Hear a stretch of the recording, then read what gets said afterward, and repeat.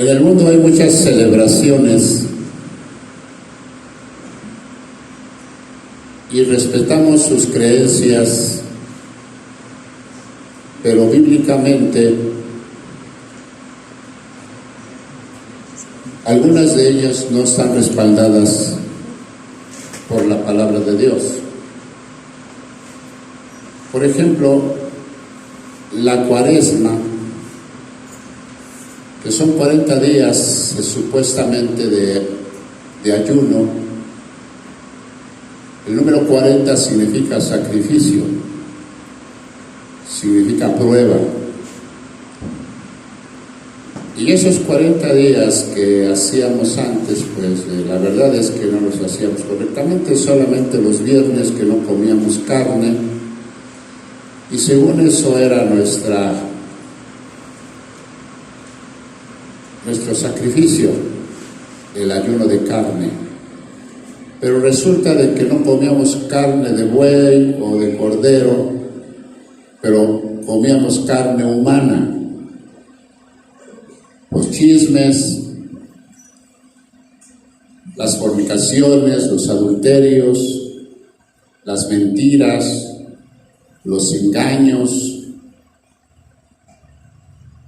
las palabras de insulto, de agravio hacia las demás personas. Eso es comer carne, porque los deseos de la carne se oponen al deseo del espíritu. Algunas tradiciones no van de acuerdo a la guianza espiritual que nos proporciona la Biblia. En el pueblo de Israel, ahí nos enseña la Biblia que cuando ellos comieron la Pascua es porque la instituyó el Todopoderoso.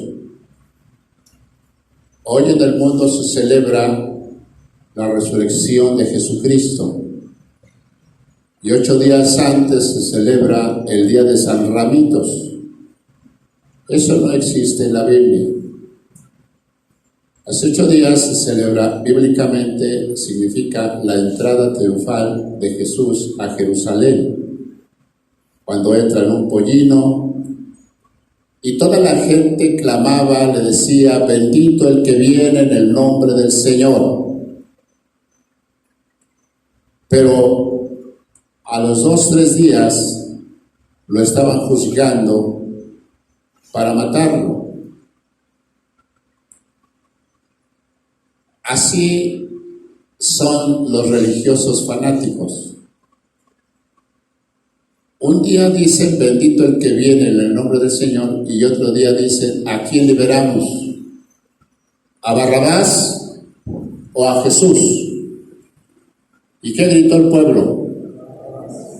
Libera a Barrabás. Y dijo Pilatos: ¿y qué hacemos con Jesús? Él no ha hecho nada. ¿Y qué gritaron todos? Crucifícale. Esos mismos que habían gritado bendito el que viene en el nombre del Señor, estaban gritando crucifícale. Pilatos por eso dijo, él no tenemos de qué acusarlo, por eso yo mejor se los entrego a ustedes y yo me lavo las manos. Y de ahí vino el juicio. Y ahí condenaron a Jesús a sufrir golpes, latigazos. Los latigazos no solamente eran golpes, sino eran extracción de la carne, porque los látigos tenían puntas de hierro y jalaban la carne cuando golpeaban. Así que todo su cuerpo quedó como una llaga. No es que él murió y que por sus llagas, no habla de plural, sino por su llaga. Todo él era una llaga, lo golpearon todo, desde la cabeza hasta los pies, le arrancaron toda la carne. Así eran los romanos.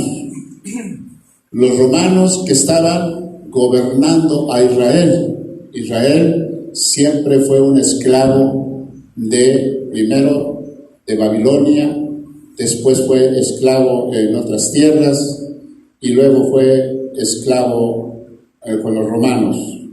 No tanto esclavo, sino que lo tenían gobernado. Los impuestos que pagaba Israel se los mandaban a Roma.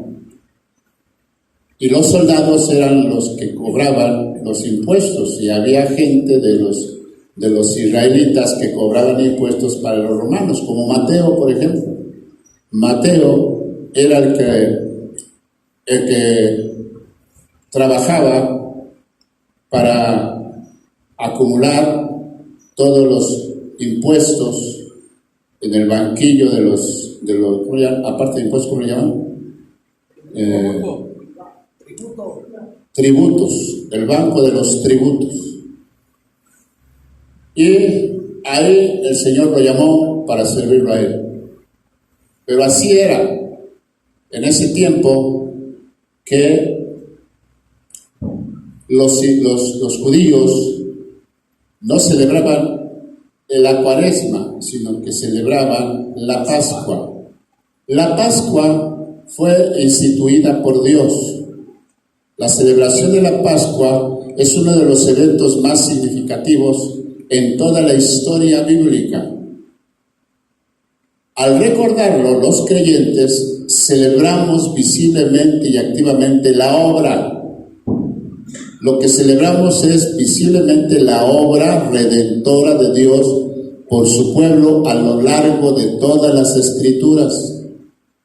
Sin embargo, muchos cristianos a veces no comprendemos de qué se trata esta celebración.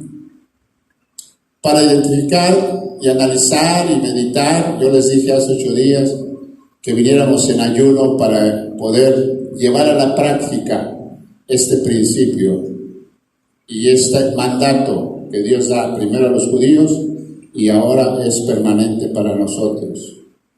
Para identificar y analizar y meditar en los aspectos fundamentales de la Pascua, necesitamos considerar la historia de la redención de Dios para su pueblo. La Pascua del Antiguo Testamento significa redención divina y memorial perpetuo. Y todo esto de la Pascua está escrito en el Éxodo. Vamos al Éxodo. Éxodo capítulo 12. En el libro del Éxodo, del 1 al 14.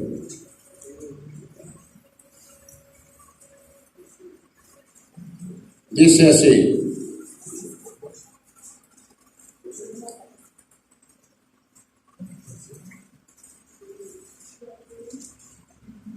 habló Jehová a Moisés y a Aarón en la tierra de Egipto, diciendo: este mes os será principio de los meses, para vosotros será el primero de los meses del año. Hablad a toda la congregación de Israel, diciendo: en el día 10 de este mes, tómese cada uno un cordero según las familias de los padres, un cordero por familia. Mas si la familia fuere tan pequeña que no baste para comer el cordero, entonces él y su vecino inmediato a su casa tomarán uno según el número de las personas, conforme al comer de cada hombre haréis la cuenta sobre el cordero.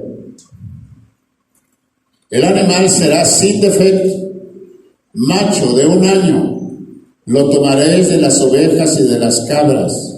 Lo guardaréis hasta el día 14 de este mes, y lo inmolará toda la congregación del pueblo de Israel entre las 2 tardes. y tomarán de la sangre y la pondrán en los dos postes y en el dintel de las casas en que lo han de comer. Y aquella noche comerán la carne asada al fuego y panes sin levadura, con hierbas amargas lo comerán. Ninguna cosa comeréis de él cruda, ni cocida en agua, sino asada al fuego, su cabeza con sus pies y sus entrañas. Ninguna cosa dejaréis de él hasta la mañana, y lo que quedare hasta la mañana lo quemaréis en el fuego. Y lo comeréis así: ceñidos vuestros lomos, vuestro calzado en vuestros pies y vuestro bordón en vuestra mano, y lo comeréis apresuradamente. Es la Pascua de Jehová. Versículo 12. Yo pasaré aquella noche por la tierra de Egipto y heriré a todo primogénito en la tierra de Egipto, así de los hombres como de las bestias, y ejecutaré mis juicios en todos los dioses de Egipto, y firma: yo, Jehová. Verso 13. Y la sangre os será por señal, y las casas donde vosotros estéis, y veré la sangre, y pasaré de vosotros, y no habrá en vosotros plaga de mortandad cuando hiera la tierra de Egipto. Y este día os será en memoria, y lo celebraréis como fiesta solemne para Jehová durante vuestras generaciones, por estatuto perpetuo los celebraréis. Cuando dicen que es estatuto perpetuo, significa que es para siempre. Aquí está lo que significa la Pascua. De acuerdo al Nuevo Diccionario Ilustrado de la Biblia, la Pascua, la palabra Pascua, viene del vocablo hebreo pasaj, que literalmente significa pasar por alto o encima, y figuradamente preservar, mostrar misericordia. Entonces aquí vamos a hacer una pequeña reflexión. Lo que Dios instituye como principio, como estatuto, como decreto, y dice que es para siempre, por las generaciones, es hasta ahora. Solo que ahora ya no son los machos cabríos ni los corderos los que se tendrán que sacrificar.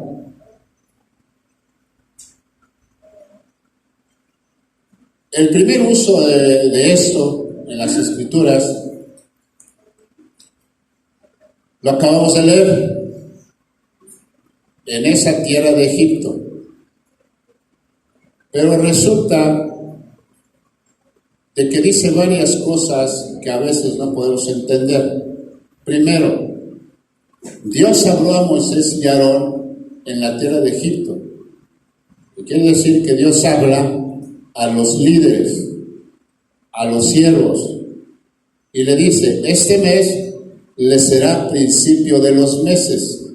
Para vosotros será el primero en los meses del año.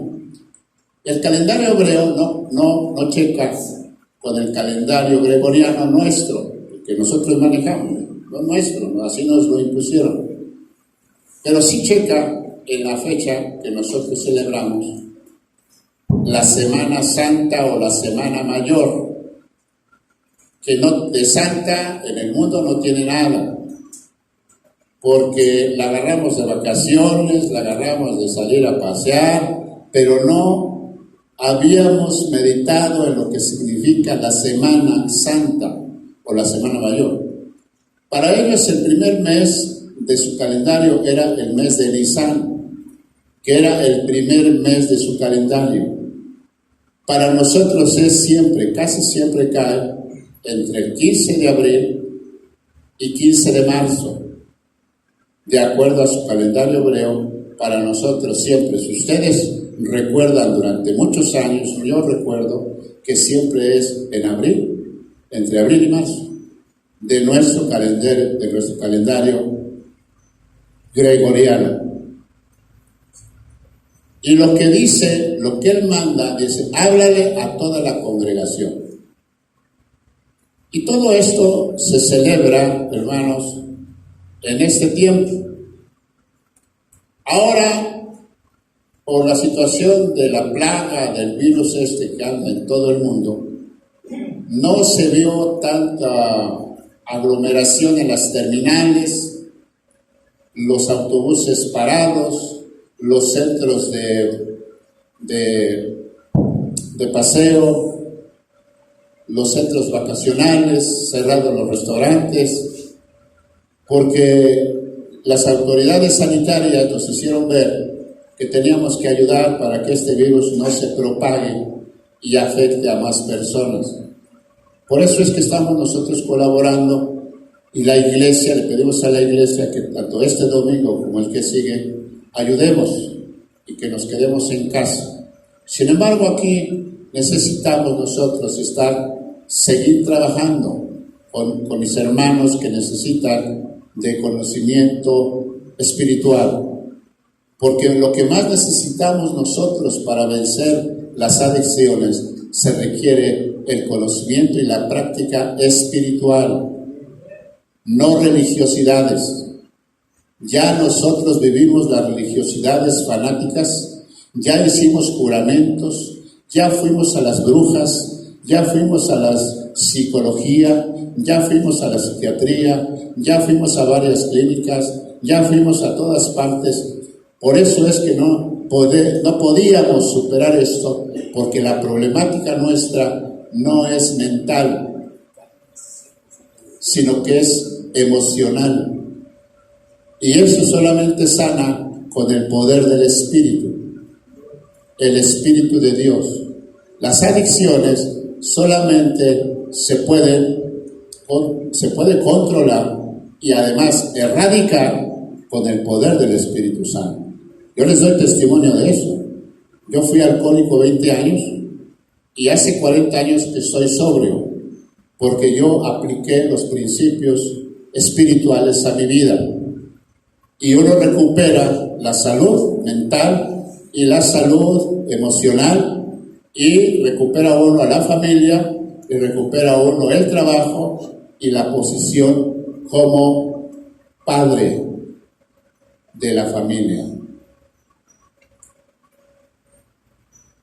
Este día que Dios estableció, les dijo, será memorable para ustedes y lo celebrarán como fiesta al Señor. Es una fiesta. No es la Pascua, no es que para que pongamos nuestra cara de enojo o de tristeza, como a veces en el mundo vemos que pasa la gente con la cosa que adoran, y detrás de esa estatua que adoran van tristes y ponen su cara triste. Yo les llamo cara de guadalupano, hipócrita, porque ponemos tristes las caras cuando celebramos la Semana Santa. Es más, hasta lloramos cuando vemos la película de la crucifixión. La crucifixión. ¿Cómo se llama? La pasión. La pasión de Cristo. ¿Usted ha visto la pasión de Cristo? ¿Ha llorado con esa película? Muchos se ponen a llorar y a moquear, pero nada más es un rato, y al rato su vida sigue igual. Siguen robando, siguen mintiendo, siguen haciendo lo que se les da su gana, y no hay un cambio. Esa es religiosidad.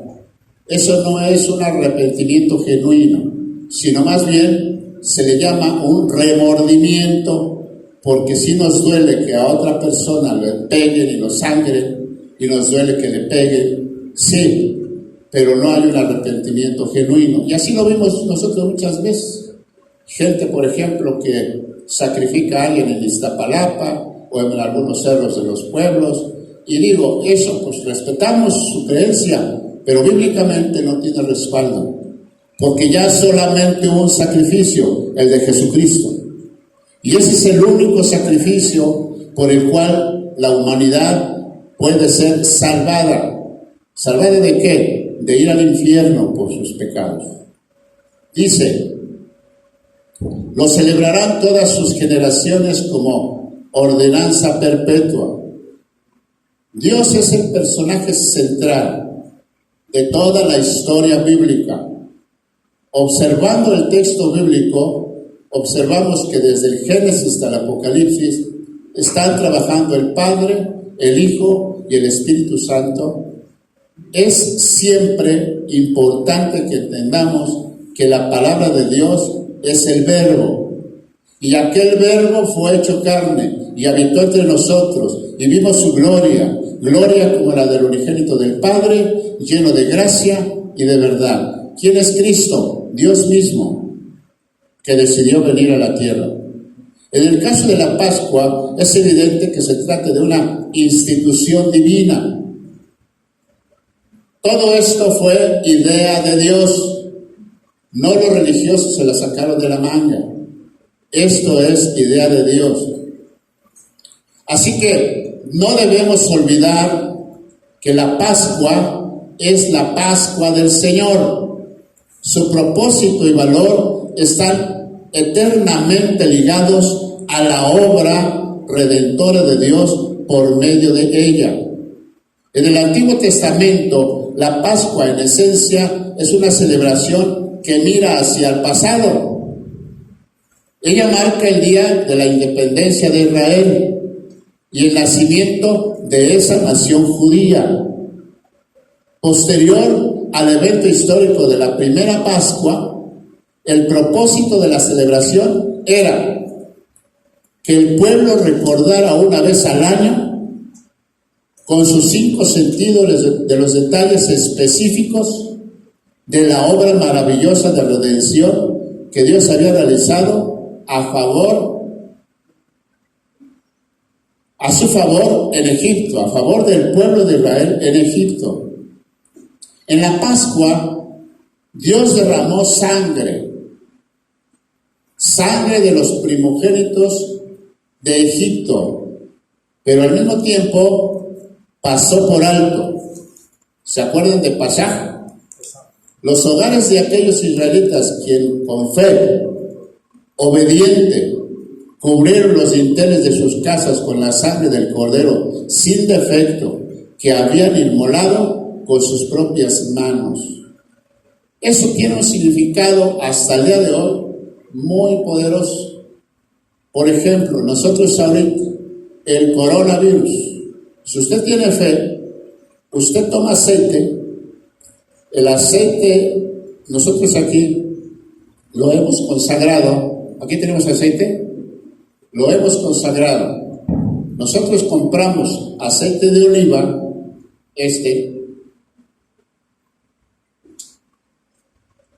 y lo hacemos en base a los lineamientos que están en el Éxodo, con todos los elementos que Dios estableció para que hicieran el aceite. Y nosotros conseguimos, aparte del aceite de oliva, conseguimos las esencias que se consiguen. ¿Les digo dónde? ¿Les digo dónde? ¿O no? ¿Sí o no? Bueno, una mochada y luego ya les digo.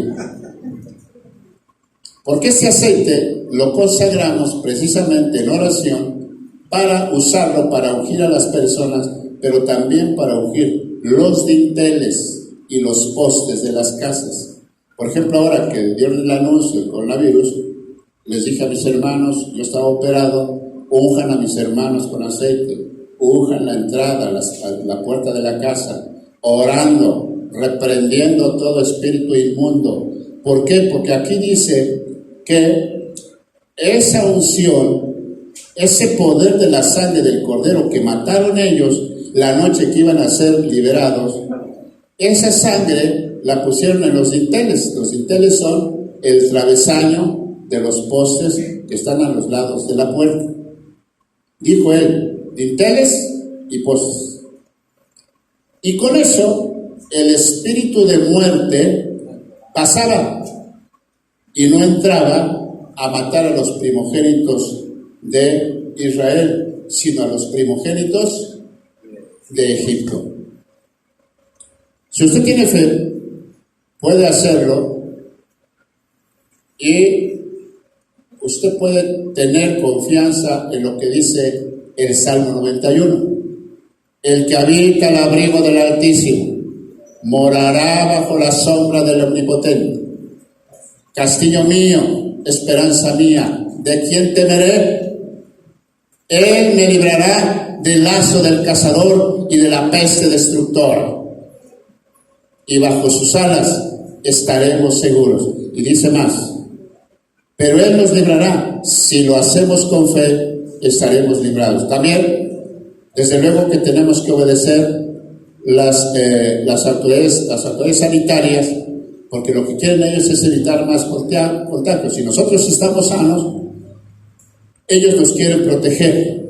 Y gracias a Dios que tenemos autoridades que nos indican cómo debe ser nuestra conducta, limpia, sana, tomar sana distancia.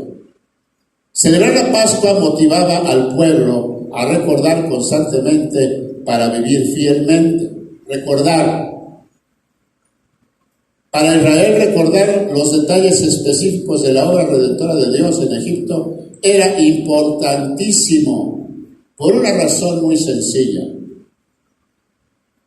Que en la Biblia, el olvido del pueblo de Dios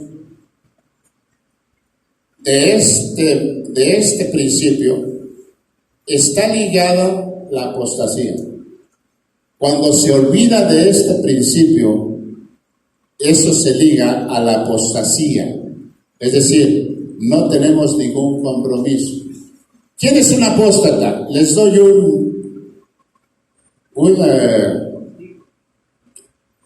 ¿cómo se dice? Les doy un tip. Más o menos para que vean quién es un apóstata. ¿Se acuerdan de Judas Iscariote? Esa es la actitud de un apóstata, que andaba con Jesús, caminaba con Jesús, comió con Jesús en su mesa, pero después, ¿qué pasó? Le dio la espalda, lo vendió, lo traicionó. Eso es un apóstata. Muchos apóstatas ya estamos en Cristo, pero a veces vendemos a Jesús. ¿Por qué otra cosa lo vendemos? No por dinero nada más.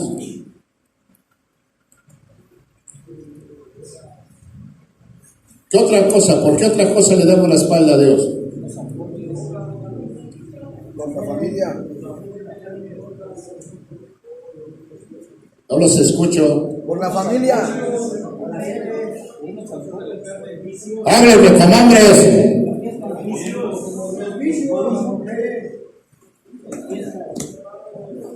Puro maricón. A ver, uno, que grite. ¡Fuerte! Los deseos de la carne. A ver tú. ¿Por qué? ¿El qué? ¿El litio? Vicio de la droga. Pues no entiendo nada, pero está bien. Yo no sé, pero tú también y yo fuimos traidores. Por alguna cosa le dimos la espalda a Dios. Y en lugar de ir a Dios, íbamos a la Santa Muerte. ¿Cuántos eran practicantes de la Santa Muerte? 1, 2, 3, 4, 5, 6, 7. ¿Cuántos eran practicantes de la brujería, hechicería? Brujas. Le damos la espalda a Jesús para ir a consultar. ¿Cuántos eran ahijados de... ¿Cómo se llama? Ya murió también, ¿verdad? Walter Mercado.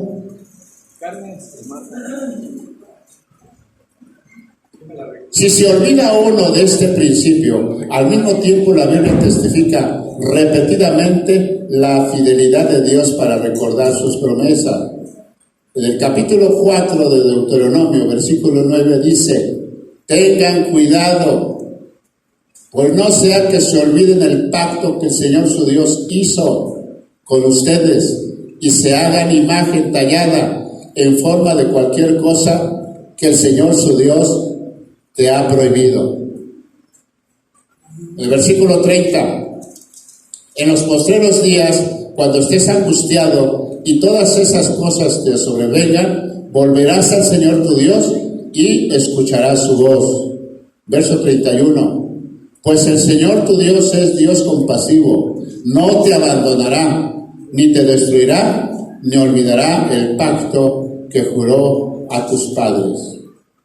El contraste entonces que se observa en estos otros muchos pasajes es evidente. En relación a Dios, las Escrituras nos muestran que Él no se olvida de su pacto ni de sus promesas, porque tenemos un Dios fiel. Pero en relación al pueblo de Dios, constantemente vemos cuando el pueblo olvida las obras de Dios, inevitablemente se vuelven a la idolatría. Acabo de ver, me acaban de informar de un hermano que, pues yo siempre les enseño aquí o trato de enseñarles la sana doctrina. Y salió del grupo y ya, pues es pastor. Pero ahora ya dice que él ya encontró una nueva doctrina y que ya lo que hacemos nosotros ya es vano. Ya que nosotros ya no estamos, ellos ya no están de acuerdo en que celebremos esto de la Pascua, en que celebremos los bautizos, ya no está de acuerdo. ¿Qué le pasaría a ese hermano? ¿Qué creen que le pasaría? ¿Se acuerdan ustedes de los mantos que trabaja la hechicería? ¿Manto de qué? ¿Se acuerdan que compartimos esos mantos? De fascinación, adivinación, manto de cuando tú tienes principios bien arraigados de la sana doctrina, ninguna doctrina te puede venir a mover. Por eso en Efesios 4:11 dice, y Él mismo, Jesús mismo instituyó apóstoles, profetas, evangelistas, pastores y maestros, para que ya no andemos fluctuantes, llevados por doquiera de todo viento de doctrina, que por estratagema de hombres, por estrategia humana, confunden, manto de confusión a las personas que no están bien arraigados en la doctrina sana de Jesucristo. Para que ya no andemos fluctuantes, llevados por doquiera de todo viento de doctrina, que por estratagema de hombres se emplean con astucia las artimañas del error. Eso es lo que pasa y ha pasado siempre. Pero en relación al pueblo de Dios, constantemente vemos que cuando el pueblo olvida obras de Dios, inevitablemente se vuelve a la idolatría. En otras palabras, al instituir la celebración memorial de la Pascua, Dios proveía a su pueblo un medio de gracia que les permitiría perseverar en la fe y la obediencia al pacto, al recordar todos los días de su vida la maravillosa obra de redención de Dios. De la misma manera que olvidar nos conduce a la apostasía, recordar bíblicamente nos mueve a adorar más enfáticamente al único Dios verdadero. Y los principios fundamentales al estudiar y enseñar acerca de la Pascua en el Antiguo Testamento, necesitamos asegurarnos de enfatizar los siguientes principios. Número 1, la Pascua es una celebración de la obra amorosa de Dios por su pueblo. En ella, Dios pasó por alto las cosas de los israelitas imperfectos y pecadores al día que juzgó a Egipto y los pasó por alto en base al sacrificio del Cordero inocente. Debemos a celebrar a Dios. Número 2, El propósito de la celebración perpetua es dar al pueblo de Israel una motivación constante, además de una memoria visible y activa que les fortalezca espiritualmente para permanecer fieles a su adoración y servicio al Dios que les redimió. De la misma manera que olvidar nos conduce a la apostasía, recordar bíblicamente nos mueve a la adoración genuina a Dios. Ahora vamos al Nuevo Testamento. De ahí pasamos al Nuevo Testamento. En el Nuevo Testamento, en Mateo capítulo 26, verso 17-19,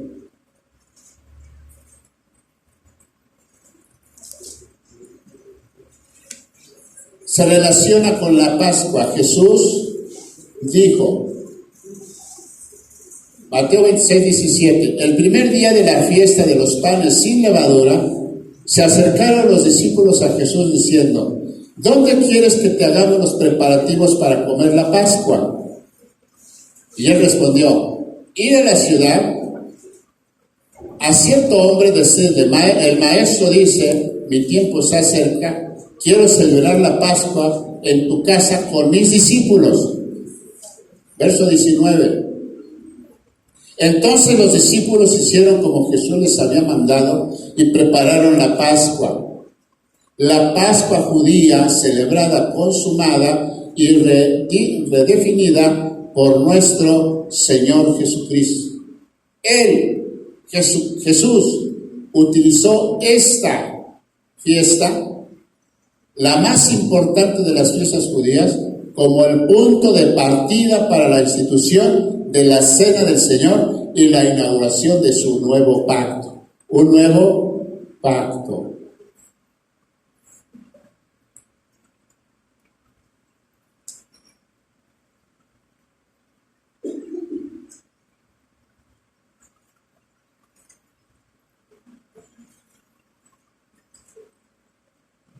¿Por qué es importante el ayuno? ¿Se acuerdan? Hace 8 días les dije que veníamos en ayuno preparándonos. ¿Ya se atascó o qué?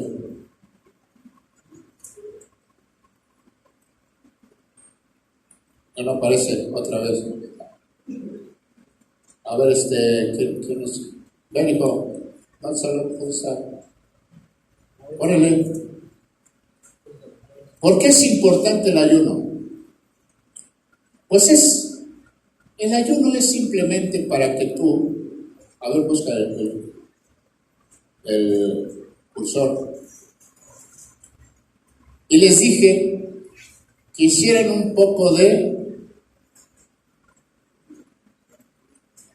conciencia. ¿Cómo estamos viviendo? Si tú tienes pecado,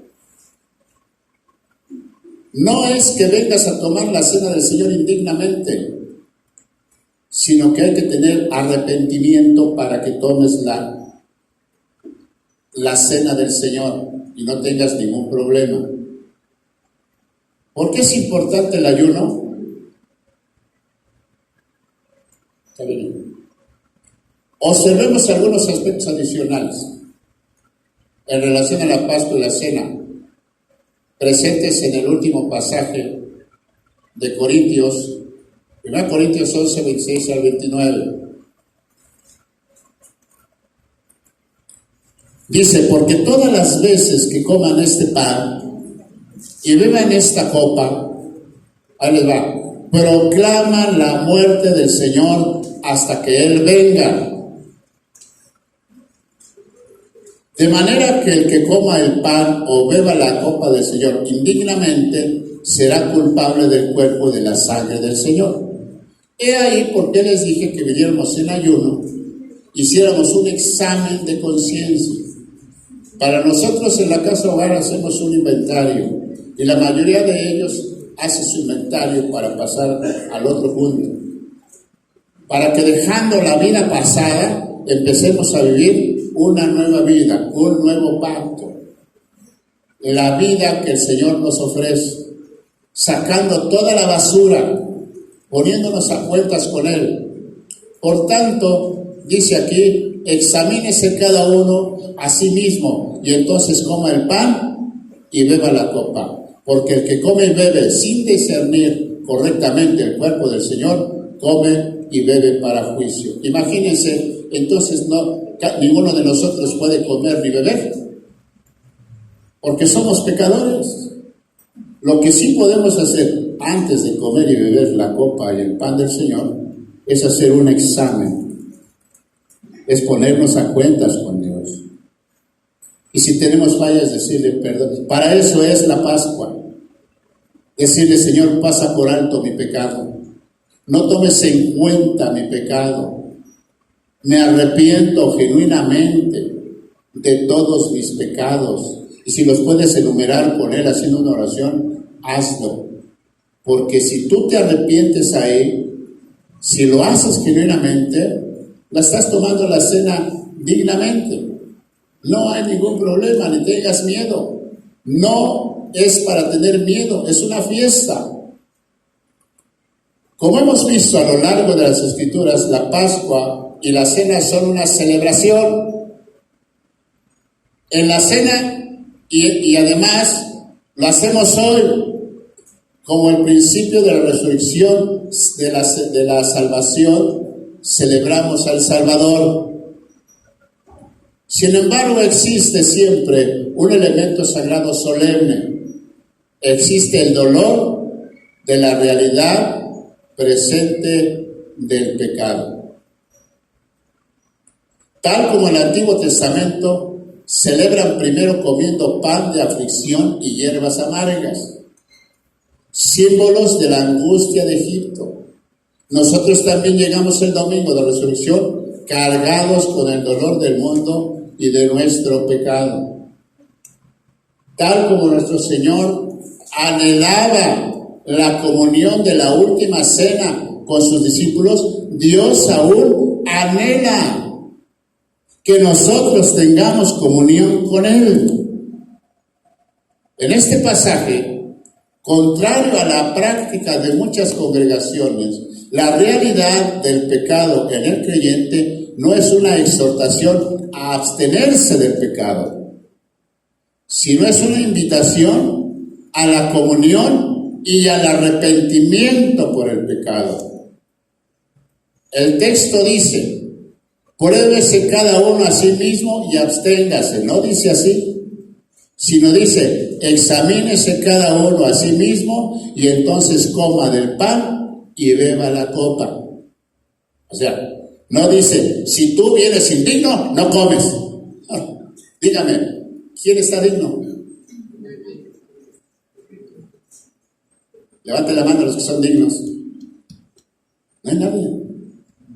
Pero ahorita, si nosotros somos sinceros y vamos a tomar el pan y vamos a tomar el vino, ahí yo les voy a invitar. Ahorita que lo hagamos, cuando yo les diga, van a dejar todas sus cositas allá abajo, la Biblia y libreta, cuando yo les diga, para hacerlo, para que ustedes mediten y para que tengamos unos 5 minutos de reflexión. Y en ese momento, usted se ponga a cuentas con Dios. Y si tiene ganas de llorar, llore. Y si tiene ganas de gritar, grite. Pero arrepiéntase. Lo puede hacer ahí. Pero miren, no es tan difícil. Es de lo más sencillo que podamos tener. Porque luego les metemos miedo de que si comes la sangre de Cristo y si tomas el pan, te vas a morir, te van a venir enfermedades.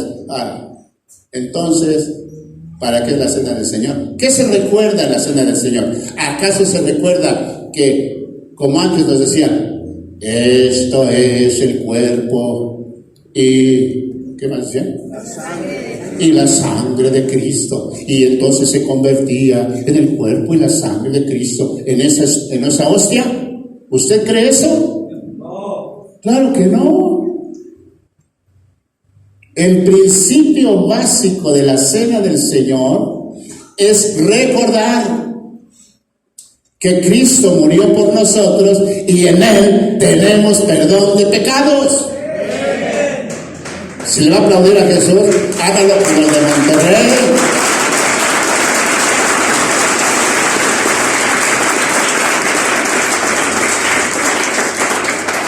Eso es lo que significa la cena. Y dice, háganlo siempre en memoria de mí. O sea, recuerden que yo vine y di mi vida, no me la quitaron, yo la di por todos ustedes. Y en Él estamos nosotros salvados. ¡Hey, borracho! Estás salvado en Cristo. ¡Hey, drogadicto! Estás salvado en Cristo. ¡Hey, ladrón! Estás salvado en Cristo. ¡Hey, joto! Estás salvado en Cristo. Amén. Claro. ¿O no le creemos a Cristo? Claro que le creemos a Cristo. Si imagínense cuánta gente viene aquí que tiene barba y bigote y no se sabe si son gavilón o paloma. Dan como que la pala, como que son hombres, pero quién sabe. Caras vemos. Pero aún así, por el peor pecador, fíjense, ¿ante quién presentaron a Pilatos? ¿Quién creen que era Barrabás? Ahí le va. Y Jesús en ese momento lo salvó a él de la muerte. ¿Se da cuenta? ¿Ya lo asimiló? Jesús en ese momento entregó su vida y en el lugar de Barrabás fue Jesús crucificado. En realidad, según nuestro entendimiento humano, ¿quién debía haber sido crucificado? Barrabás. Y según nuestro pensamiento humano a nosotros, ¿quiénes debían ser crucificados? Nosotros. Pero Él se dio a sí mismo por todos los pecadores, hayamos hecho lo que hayamos hecho. Estamos perdonados en Cristo y estamos lavados por su sangre y tenemos libertad y sanidad en Cristo y tenemos el poder del Espíritu Santo para ayudar a otros a recuperarse, a tener vida espiritual, a tener una nueva forma de vida. Esto significa la cena del Señor. No es para que lo hagamos religiosamente y con la cara triste. A ver, vea la cara que está a tu lado. ¿Está triste o está contento?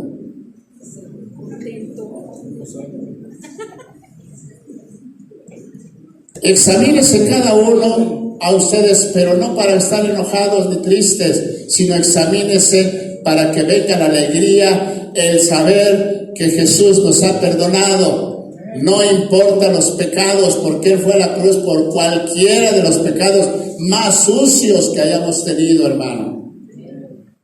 Tal como nuestro Salvador anhelaba esa comunión, fíjese, nuestro Salvador anhelaba esa comunión de la última cena con sus discípulos. Dios aún anhela nuestra comunión y nuestro pecado cotidiano es un obstáculo autoimpuesto. ¿Por qué autoimpuesto? Porque uno dice, ¿cómo voy a tomar la cena del Señor si soy un pecador? Entonces, ¿para quién es la cena del Señor? ¿Para los ángeles que están en el cielo? Dile que está a tu lado, es para ti, pecador. Ese es un obstáculo que ponemos como barrera. No, yo soy pecador, yo no puedo tomar la cena del Señor. No, hermano, debemos tomarla haciendo nuestro examen de conciencia. Cristo ha vencido al pecado en la cruz del Calvario. Solo falta que tú lo medites y lo dejes. Ya no lo andes cargando. Y en cada celebración de la cena del Señor nos exhorta al arrepentimiento. Es decir, a que si eres ladrón, deja de ser ladrón. Que si eres mentiroso, deja de ser mentiroso. Que si eres chismosa o chismoso, dejes de ser chismosa o chismoso. A eso nos está exhortando. Vamos a hacer un examen de conciencia y vamos a decirle al Señor, sí, Señor, yo he sido chismoso. Me he metido en cada chisme. He echado a perder las vidas de los hermanos. Echó a perder la vida de mis paisanos, de mis familias. Nos exhorta a venir a comer y a recibir nuevamente la gracia del perdón que el pan y la copa simbolizan. La gracia del perdón que el pan y la copa simbolizan. ¿Cuántos quieren una copa?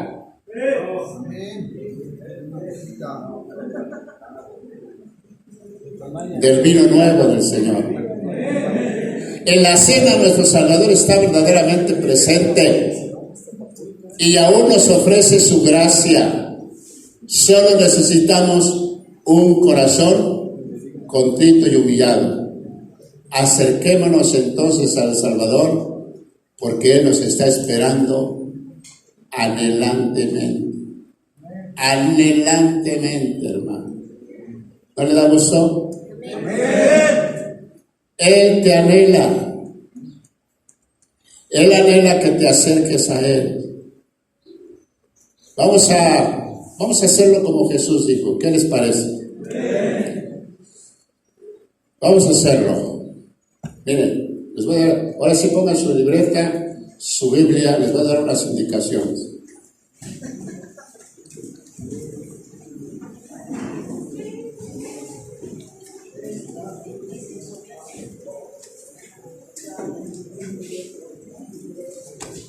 Vale, van a pasar acá enfrente, una mesa aquí. Por favor, pásenla para darles indicaciones. Pasen la mesa y les voy a dar unas indicaciones.